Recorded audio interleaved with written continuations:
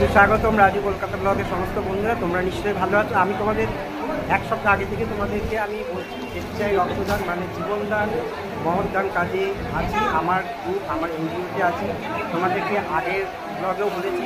এখন দেখো আমি রক্ত দিচ্ছি তোমার সঙ্গে।